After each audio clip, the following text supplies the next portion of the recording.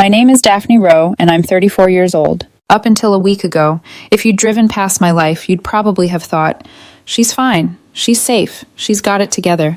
Small two-bedroom apartment with a balcony full of plants that somehow survived my inconsistent watering. A car that wasn't glamorous but started every time. Auto pay on my bills. Retirement account that I actually contributed to. I built that life myself, slowly, spreadsheet by spreadsheet. One boring, responsible decision at a time. I've always been the sensible one. The friend you call when your tire blows out or your bank account overdrafts. The person who remembers to bring a phone charger, a protein bar, and an umbrella. Just in case. People say it like a compliment, but it can feel like a label on a storage bin. Practical, stackable, forgettable. Then I met Connor Hayes. Connor is 33. He sells high-end real estate, which is a fancy way of saying he's professionally charming for a living. He shakes hands, remembers names, and talks about quartz countertops with the same passion other people reserve for religion. He has the kind of easy smile that makes bartenders pour heavy and strangers tell him their life stories. To him, life is a highlight reel. If it's not Instagrammable, did it even happen? We'd been together almost 4 years, engaged for 7 months. Our wedding was scheduled for 2 weeks from now. Invitations sent. Venue booked. Catering paid. Flowers ordered. I had a color-coded folder for every vendor, receipts tucked neatly into clear sleeves. If you looked at my browser history, you'd think I was obsessed with chair covers and past hors d'oeuvres. In reality, I was just trying to keep up with Connor's vision. At first, it was exciting. We should do something big, he'd say, eyes shining. People should walk into our wedding and think, of course this is Connor and Daphne's day. By Connor and Daphne, he mostly meant Connor. It happened gradually. The venue with the reasonable package wasn't special enough. The mid-range photographer didn't capture the vibe. The honeymoon I'd carefully priced out. 10 days in Costa Rica, affordable flights, a mix of beach and rainforest, was met with a tight smile. I mean, babe, Costa Rica is fine, he said one night, swirling red wine like he was auditioning for a commercial. But don't you want something more, I don't know, epic? Santorini, maybe? Amalfi Coast? We only get one shot at this. We only get one bank account at this, I joked weakly. He laughed, kissed my forehead, and said, relax. You worry too much about money. We'll figure it out. We usually meant me, with my spreadsheets, making numbers do gymnastics to keep up with his ideas. There were little digs, too, comments that slid past before I could decide if they were jokes. You know, if you took that promotion instead of worrying about work-life balance, we could have upgraded the ring by now. Maybe we should trade in your car before the wedding photos. I don't want the guests parking next to your starter vehicle and thinking we're broke. He'd say it with a grin, like we were in on the same joke. I'd smile back because the alternative was admitting those little jokes landed like pebbles in my stomach, slowly piling up. For the record, I loved my ring. It wasn't some giant rock. It was a delicate gold band with a modest diamond that caught the light in a way that made me weirdly emotional. He proposed in our kitchen, barefoot, with spaghetti sauce on the stove. It felt like us. Lately, though, Connor had been making noises about upgrading it for the big day.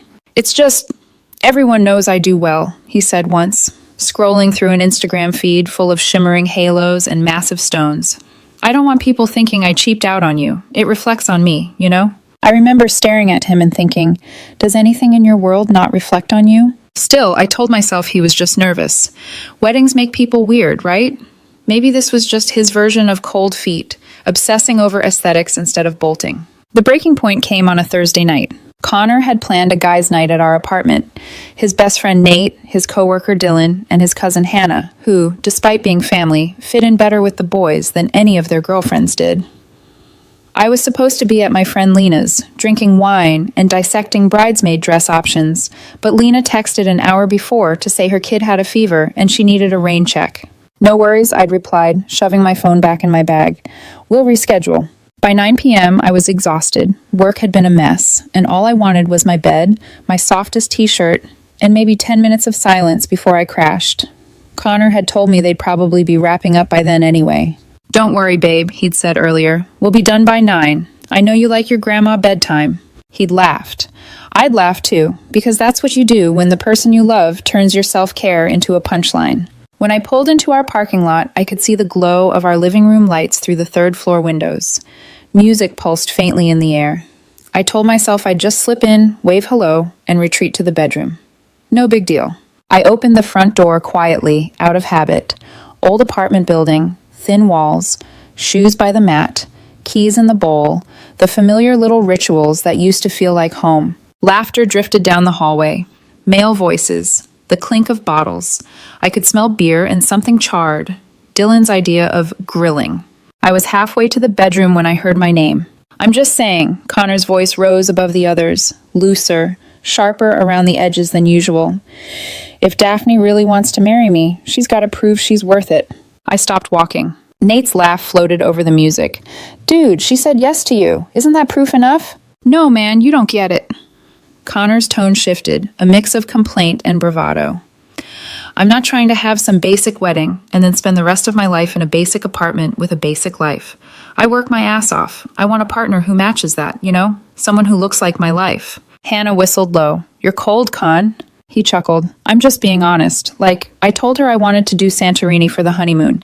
Private villa, infinity pool, the works. Do you know what she said? Connor, Costa Rica is more practical. Practical? For our honeymoon? Who says that? Dylan snorted. To be fair, Costa Rica's nice. Sure, for a random vacation, Connor said. But this is our wedding. People expect certain things from me. My clients follow me. My ex follows me. Olivia would never have settled for a budget trip, I'll tell you that much. Olivia. I'd heard that name enough times to recognize it instantly. She was the ex-girlfriend he'd dated before me. The one who had expensive taste. The one whose Instagram still looked like a travel magazine. You still talk to Olivia? Nate asked, teasing. Connor laughed. Nah, I'm just saying, she had standards. If I'd married her, we'd probably be doing Maldives or something. Meanwhile, Daphne's over here worried about her 401k, and if my mom will judge her car in the parking lot. They all laughed. My fingers tightened around the strap of my bag until my knuckles went white. She's comfortable, Connor continued, and the way he said it made the word sound like an insult.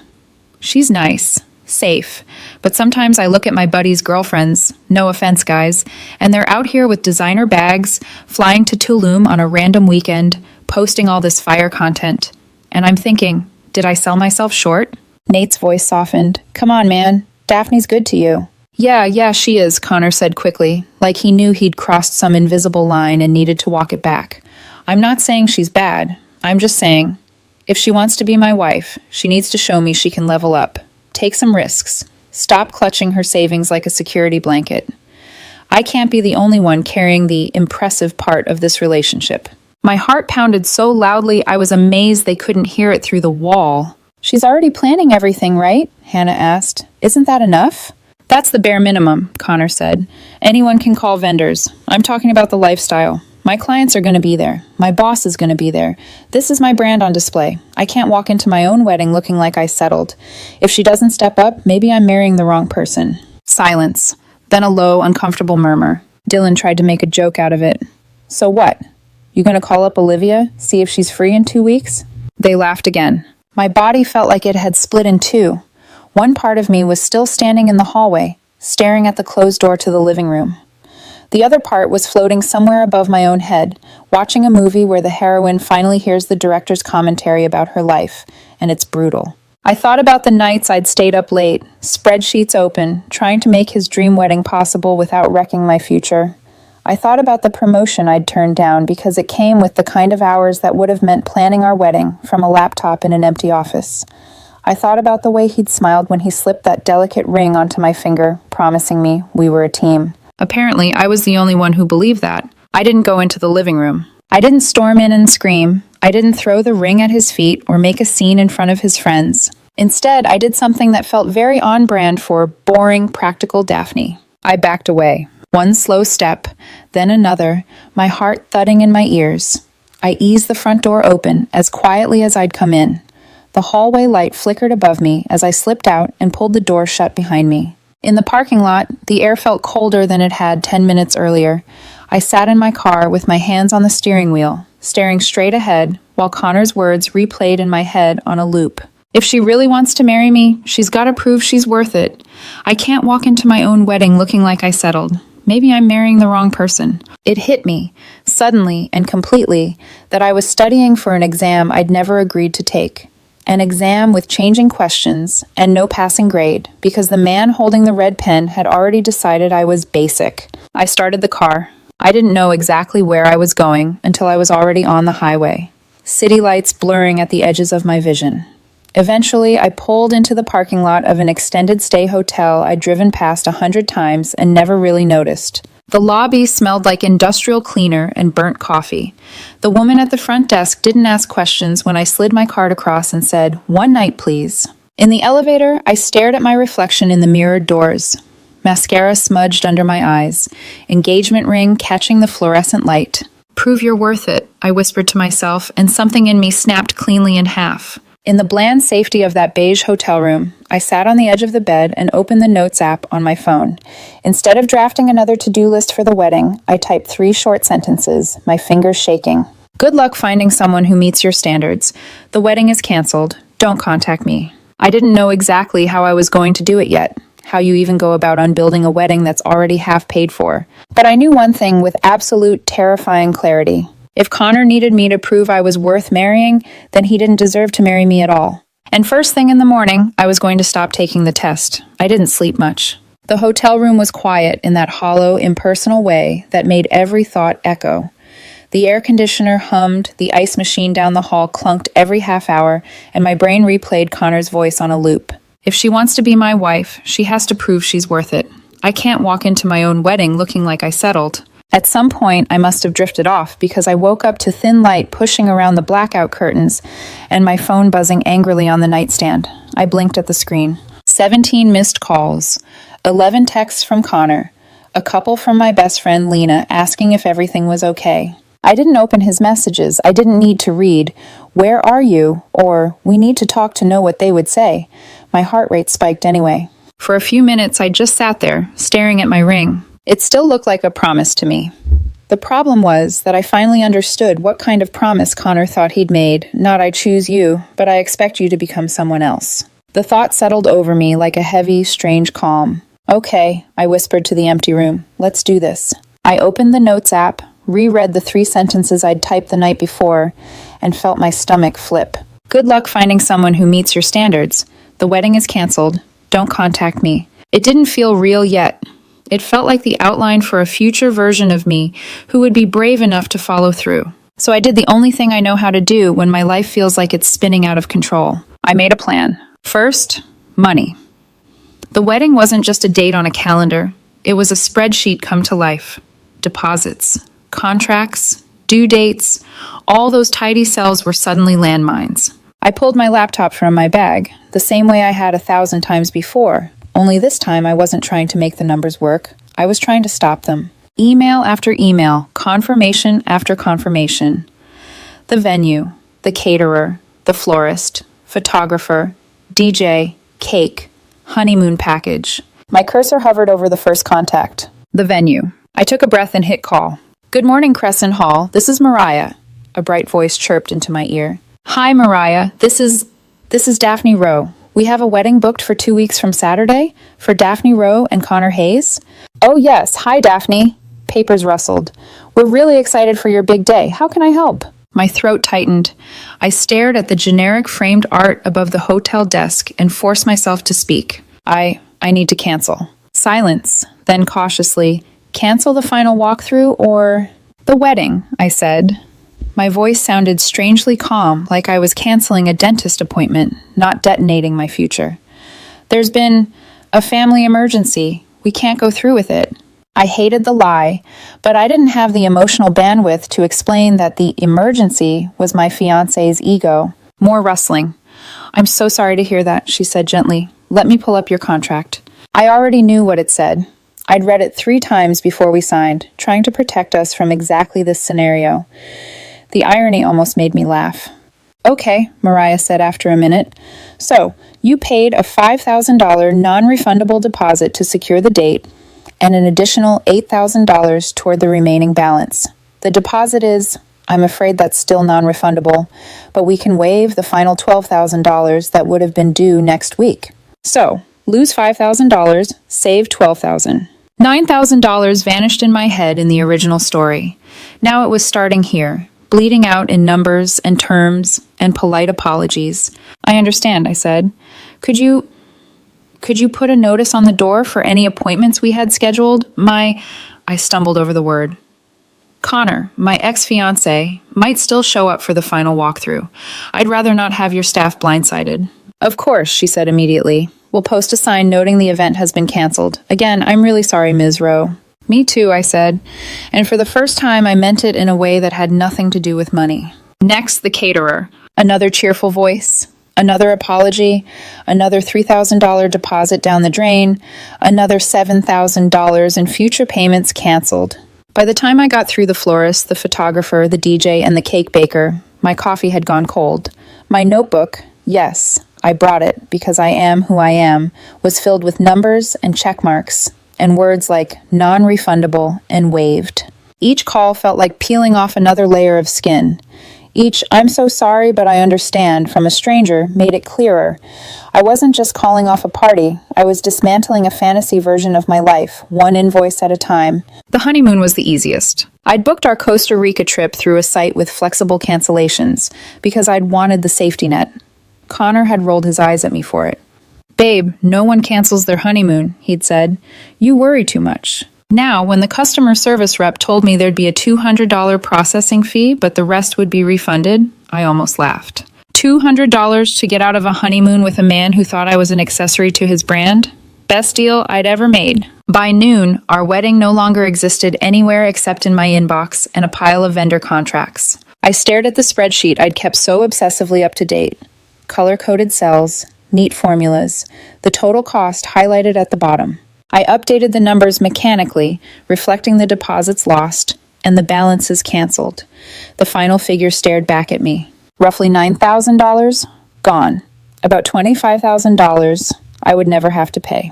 The sting was real. I'm not the kind of person who shrugs off losing that much money. My brain immediately calculated what it could have done in my IRA over the next 20 years. Then another thought slid in behind it, quiet but solid. What would it have cost me to stay? How many promotions would I have turned down to keep Connor from feeling outshone? How many times would I have swallowed little comments about being basic or safe until I didn't recognize myself? How many years would I have spent trying to prove I was worth a last name he'd already decided was a favor? $9,000 suddenly felt very, very cheap. I closed the laptop. Time for the part I'd been avoiding. I drove back to the apartment while Connor was at work. Every mile felt heavier than the last. Our building looked exactly the same. Sun-faded brick, crooked mailboxes, the same neighbor's dead plant drooping in the stairwell. Nothing about the world had shifted to reflect the fact that my life had split cleanly into before last night and after. Inside, the living room was a crime scene of normalcy. Empty beer bottles neatly gathered on the counter, a dish towel slung over the back of a chair, the playlist from the night before still queued up on the TV. My eyes landed on the coffee table. There, laid out in a proud fan, were the venue brochures I'd collected. Half of them were for places we'd already rejected as not impressive enough. The one we'd chosen sat on top, a glossy photo of a chandelier catching light like a promise. I looked at it for a long second. Then I picked it up, folded it in half, and dropped it into the trash. I didn't rage clean. I didn't throw things. I moved through the apartment like I was walking through a stranger's open house, evaluating what was actually mine. Clothes, toiletries, my laptop, the box of childhood photos my mom had mailed me last year, the mug Lena had given me that said, "World's okayest human." I packed slowly, deliberately, not because I wanted to savor the moment, but because there was a strange kind of ritual in deciding what came with me into whatever came next. On the dresser, my wedding binder sat exactly where I'd left it, a thick 3-ring monster full of contracts and swatches and checklists. I opened it, slid out the page with our names printed in looping calligraphy. Daphne and Connor, October 19th, and stared at it until the letters blurred. Then I closed the binder and left it there. Some things I didn't want. In the kitchen, I pulled a sticky note from the pad by the fridge and wrote out the same 3 lines from my phone. My handwriting firmer this time. Good luck finding someone who meets your standards. The wedding is canceled. Don't contact me. I stuck it on the counter, right next to the little bowl where we kept our keys. My key made a soft clink as I dropped it in. For a moment, I just stood there, looking at that stupid ceramic bowl. We'd bought it at a flea market the weekend after we moved in together, laughing about how adult it felt to have a designated place for keys. I'd thought it meant we were building a life. Now it was just a container holding the end of one. On my way out, I paused by the door, hand on the knob. My phone buzzed in my pocket. Unknown number, probably a vendor calling back to confirm a cancellation. I let it go to voicemail. In the hallway, the light flickered again. It had been doing that for months. I'd filed a maintenance request twice. Connor always said we should just move somewhere nicer, where the lights didn't stutter like that. For the first time, I smiled at it. Yeah, I murmured. Maybe I will. I walked back to my car, my suitcase rolling behind me, my ring still on my finger, and my heart thudding so loudly it felt like it might crack my ribs. I didn't know what Connor would do when he found the note. I didn't know how many times he'd call me, or what he'd tell his family, or how many people would believe whatever version of the story he chose to spin. All I knew was this.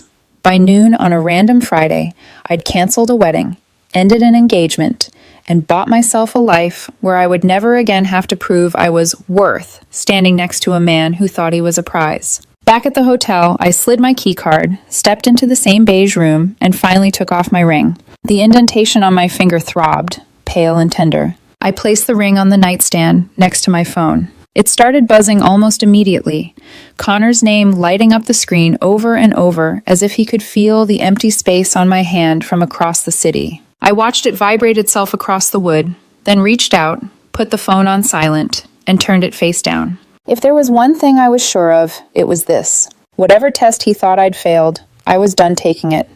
I didn't turn my phone back on until Saturday morning. Not because I was afraid of what Connor had said, though I was, but because silence felt like oxygen. For the first time in months, no one needed anything from me. No vendor reminders, no urgent texts about centerpiece colors, no subtle sighs from Connor whenever I hesitated about spending money. Just quiet. Still, when I powered the phone on, the screen exploded with notifications before it even fully loaded. 47 missed calls, 32 unread texts, voicemails, group chats, a handful of messages from friends I hadn't talked to in weeks. My chest tightened. The texts from Connor were exactly the progression I expected. Where are you? Call me. This isn't funny. Are you okay? You better not be doing what I think you're doing. Daphne. Answer me. We need to talk about the wedding. I scrolled, skimmed, and stopped at the one that made something inside me harden. If you're canceling this wedding over a stupid misunderstanding, I swear. I locked the phone. My first reaction wasn't sadness, it was clarity. If that's what he typed after reading my note, after losing our venue, after realizing I'd left, then last night wasn't an isolated moment. It was a mirror held up to who he really was. My next call was to someone who actually cared about me. Lena answered on the first ring. Daph, oh my God, are you alive? I've been texting you for 12 hours. Her voice alone nearly cracked me open. I'm okay, I said softly. I'm at a hotel. A hotel? Daphne, what? Did something happen with Connor? You sound weird. I exhaled. We're not getting married. Silence, then, okay, I'm sitting down now, start talking. I told her everything. Not the whole night. Not every awful sentence. Not the part where he said he'd maybe settled. Not the part where he compared me to Olivia. But enough. Enough for her breath to hiss sharply through the phone. Enough for her to say with a kind of cold fury I'd never heard from her. That's emotional rot, Daph. That's a man who thinks you're furniture he can upgrade. I laughed, a thin, shaky sound that didn't feel like mine. She offered her couch, her spare key, her sister's cabin. Anything. But I told her I needed space, a hotel room, and a blank calendar. Lena didn't fight me. She just said, tell me when to come pick you up. I'll bring takeout and a baseball bat. By Sunday morning, the situation had escalated. Connor called Lena, my Lena, because he couldn't reach me. She texted me afterward. He's frantic and manipulative and acting like you abandoned him. Want me to block him? I typed back, yes, please. Then I put my phone down and took a walk through the city. I bought coffee from a cafe where no one knew me. Sat in a bookstore for an hour, pretending to read while my mind flickered between grief and relief like a broken light switch. I wasn't crying. If anything, my emotions felt delayed, as if they were stuck in traffic somewhere behind me. I walked until my legs ached, until the noise of other people's lives drowned out the buzzing in my own head. Monday arrived, and with it, the final venue walkthrough. I hadn't forgotten. My inbox had 3 reminders from Crescent Hall. Connor was supposed to be there with his mother, his younger sister, and his best man, Nate. It was meant to be the day we finalized table arrangements, lighting, music cues, a practice run for the most expensive day of our lives. Instead, at 2 p.m., I imagined them arriving to find the doors locked and a white sheet of paper taped to the glass. Event for Connor Hayes and Daphne Rowe, canceled. At 2:47 p.m., my phone started ringing. Connor. I didn't answer. He called again. And again. 19 calls in a row, each more desperate than the last. My time with him had taught me something. Connor didn't handle humiliation well, and being blindsided at his own venue walkthrough, with his mother watching, would have hit him harder than anything I could have said. Finally, a voicemail notification popped up. Against my better judgment, I tapped play. His voice burst through the speaker, sharp and furious. What the hell did you do, Daphne? We're standing outside the venue and there's a sign saying our event is canceled. My mother is here. My sister is here. Everyone is staring at me like I'm insane. Call me back right now. The message cut off mid-breath. I deleted it. Then I blocked his number. The peace that followed was instant and absolute. 5 minutes later, another call came in. Mrs. Hayes, I answered. Daphne, she said, voice already tremoring. What is going on? Connor is hysterical. The venue says the wedding is canceled. Please tell me this is some kind of mistake. It isn't, I said quietly. But the wedding is in 2 weeks. It was in 2 weeks, she inhaled sharply. Daphne, why? Why would you do this without talking to us? To him? He said you just needed space. Of course he did. My note didn't say I needed space, I said. It said the wedding was canceled. She went quiet. Mrs. Hayes, he lied to you. Another silence, longer this time. When she spoke again, her tone had changed. Not anger, something gentler, something uneasy. What happened between you two? I considered telling her the truth, that I'd overheard her son dissecting me like a defective product, that he'd said marrying me would make him look like he'd settled, that he'd invoked Olivia's name like a measuring stick. Instead, I said, there were things said that made it very clear we're not compatible. I could tell she wanted more, but she also knew I wasn't going to give it. Daphne, she said finally, I don't know what Connor told you, but he's devastated. This isn't like him. I almost said, then you don't know him as well as you think. But I didn't. I'm sorry for the inconvenience, was all I said. But the engagement is over. She hung up without replying. For a few hours there was silence again. Then, unexpectedly, my phone buzzed with a new message from a number I didn't recognize. Hey, it's Nate. Can we talk? It's important. Connor's best friend. One of the people who'd been in the living room that night. My stomach clenched. Another message came through immediately. I think I owe you an apology. I stared at the words as they formed, each one tightening the air around me. Then the screen lit again. You deserve to know what Connor's been telling people, and what he said Thursday night wasn't the first time. The floor seemed to tilt under me. Of course Connor would try to rewrite the story. Of course he'd paint himself as the wounded one. But the part that hit me hardest, the part that made my blood turn cold, was the last sentence. Wasn't the first time. Because apparently Thursday night wasn't a moment of drunken honesty. It was just the first time I'd heard him. I didn't respond to Nate's text right away. Part of me wanted to throw the phone across the hotel room and let it shatter. Another part wanted to call him instantly and demand every detail. In the end, I did what I always do when my emotions start sprinting ahead of me. I put the phone face down and took a long, shaky breath. But my hands wouldn't stop trembling. Because if Thursday night wasn't the first time Connor had spoken about me that way, how many other evenings had he spent dissecting my worth like a commodity? How many other times had he compared me to his ex-girlfriend Olivia, the woman who supposedly would have never settled and had higher standards? And how many times had his friends laughed? The thought made my throat burn. My phone buzzed again. A voicemail from a number I didn't recognize. Then another text from Nate. I'm sorry, really. Just call me when you can. I didn't call him. Not yet. I needed to steady myself before peeling back another layer of who Connor really was. By Tuesday morning, the fallout had begun to spill over my entire life, like dye dropped into water. My coworker Jenna sent me a message. I think Connor posted something about you on Instagram. Are you okay? Great. I opened the app with the same dread most people reserve for medical bills. There it was, a black square with white text, the universal symbol for dramatic oversharing. Some people don't value loyalty. Some people don't value commitment.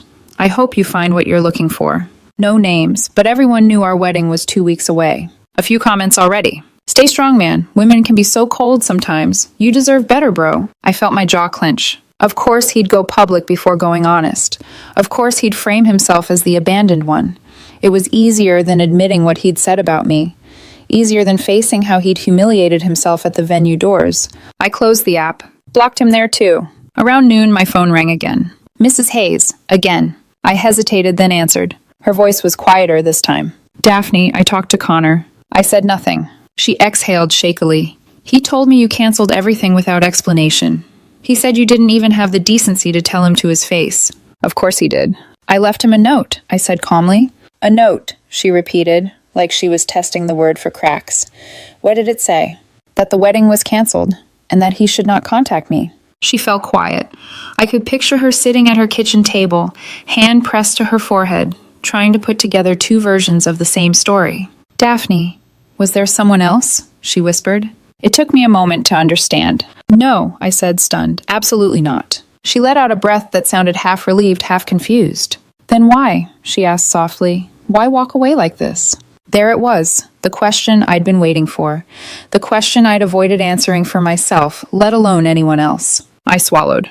There were things he said about me, about our future, about what I would need to do to be worthy of him. Her breath caught. And I realized, I continued, that I didn't want to spend my life trying to pass a test that keeps changing. On the other end, she inhaled again, shakier this time. I see. It wasn't approval. It wasn't condemnation. It was something in between, understanding maybe, or the first crack in her certainty about her son. I'm sorry, she said, quieter than I'd ever heard her. Me too, I answered. We hung up without saying goodbye. That evening, Nate finally followed up again. Please, Daphne, let me explain. And something in me shifted. Not trust, not forgiveness, but readiness. I called him. He answered immediately. Daphne? His voice was tense, brittle, like he'd been rehearsing what to say. Yes. My voice came out steadier than I felt. Talk. He inhaled hard. First, I'm sorry, for laughing, for not stopping him, for letting it happen. I closed my eyes, gripping the phone. How many times? I asked. He hesitated. A few. More than a few. Thursdays wasn't the first time. My stomach twisted. And you all laughed? Not always, he said quickly. Sometimes we told him he was being a jerk. Sometimes we didn't. But look, Connor likes to perform, you know that. And when he drinks, don't excuse him. I'm not, he said. I swear I'm not. He'd talk about you like you were this stable option. Like you were the practical choice, not the exciting one. I didn't realize I was gripping the phone so tightly until my hands started to ache. He'd compare you to Olivia, Nate admitted, a lot. There it was, the bruise made visible. And he'd joke that you needed to level up if you wanted to keep up with his lifestyle, Nate continued. That he couldn't be the only one in the relationship who was impressive. Impressive. That word again. He said it like a qualification, a prerequisite, a performance metric. I forced myself to breathe. Nate, I said quietly, did he say he'd settled? Silence. Then, once, the room went very still. I thought I would cry, or get angry, or feel humiliated. Instead, I felt everything inside me become sharp and cold, like a piece of metal finally cooled into its true shape. Thank you, I said. Daphne, I'm really sorry. I know, I said, but I'm not coming back. I figured, he hesitated. Do you want me to tell people the truth about what he said? I closed my eyes. Did I want that? To be vindicated? To have everyone know I didn't destroy a wedding for no reason? Or did I just want peace? After a long moment, I said, tell them whatever you think is right. I'm done defending myself. I'm just done. Okay, he said softly. For what it's worth, he's miserable. Good, I said, surprising myself with the calm finality of it. Because misery wasn't punishment, it was a mirror. And Connor finally had to look into it. I hung up, placed the phone on the bed, and backed away from it slowly, as if it were a bomb I'd just diffused. Because in a way, it was. Everything was quiet again. Truly quiet. And in that silence, something unexpected bloomed inside me. Not relief, not joy, but a new, unfamiliar steadiness. For the first time in years, I didn't feel small. I didn't feel basic. I didn't feel like someone standing in the shadow of a man who needed to shine. I felt like a person who had chosen herself. And that was a beginning, not the end. By Wednesday, it felt like the entire city knew something had happened. People I hadn't spoken to in months slipped into my DMs with variations of, "Are you okay? He posted something weird. Is it true the wedding is off?" I didn't answer most of them. I wasn't interested in being the main character in anyone else's gossip thread.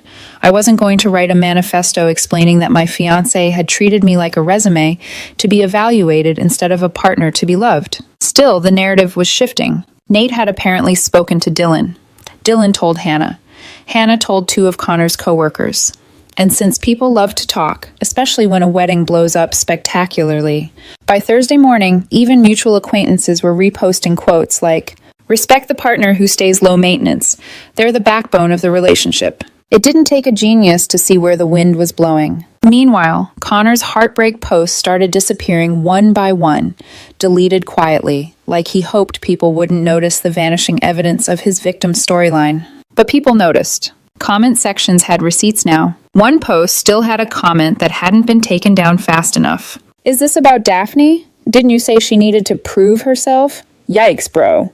The comment had 12 likes. That weekend, what would have been our wedding weekend, I picked up the apartment keys to my new place. A one-bedroom walk-up, smaller than the two-bedroom Connor and I shared. No chandeliered ceilings or sleek marble countertops. Just a cozy living room, warm afternoon light, and a kitchen counter that didn't care about impressing anyone. I stood in the middle of the empty space, surrounded by boxes and silence, and felt something unclench inside me. I slept that night with the windows open, cool air drifting in over my blankets. No buzzing phone, no performance, no pressure. Just me. 6 weeks passed before Connor tried one more time to reach me. It came through a mutual friend, Kara, who called while I was making dinner. She sounded hesitant. "Daphne, I ran into Connor today." I didn't respond. Didn't help her out. I let her talk. "He asked if I could ask you something." Still nothing. "He wants to meet for coffee," she finally said, "just to get closure." Closure. The word tasted like something artificial, like plastic flowers pretending to be real. I stirred my pasta sauce. "No." Kara exhaled. "I figured you'd say that." But he insisted I ask. "Then tell him this," I said calmly. "I don't need closure from him. He said he wants to explain. He said he was drunk that night, showing off for the guys, that it wasn't serious."